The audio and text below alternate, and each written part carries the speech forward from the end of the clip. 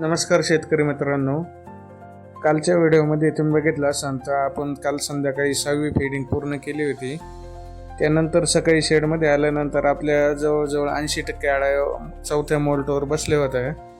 तर 20% अळ्यांचा उपास पण बसला नव्हता. त्यासाठी आपण या पद्धतीनं पातळ फीडिंग करून घेतली.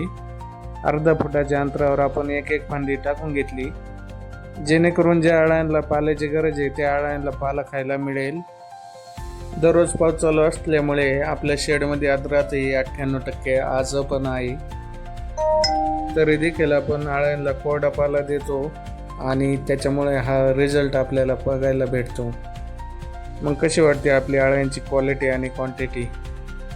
त्यानंतर आज दुपारी आपला उपवास बसणार आहे आणि त्यामध्ये या पद्धतीने एखादी अर्धी अळी आपली छोटी असते.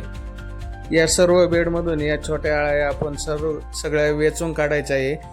थोडंफार व्हेरिएशन असल्यामुळे हे त्यानंतर ही अळ्यांची आपली दुपारची कंडिशन आहे आणि दुपारून आपला सर्व अळ्यांचा उपास हा चौथा बसला आहे. सकाळी पातळ फीडिंग केल्यामुळे आपल्या एखादी अर्धी अळी जी मागं राहिली होती ती पण पूर्ण उपासवर आज बसली आहे.